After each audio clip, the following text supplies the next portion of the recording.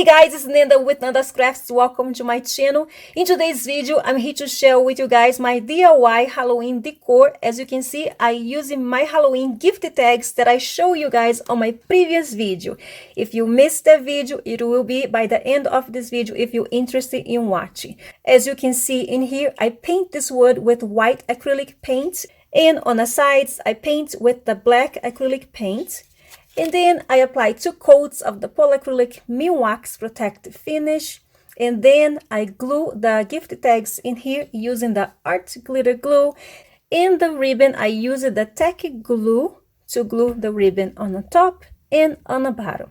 And as you can see, it really turned out so cute. And on the back over here, I didn't do anything. This came with wood letters. That's why you see all this compartment in here. So I decided not to paint this part at all.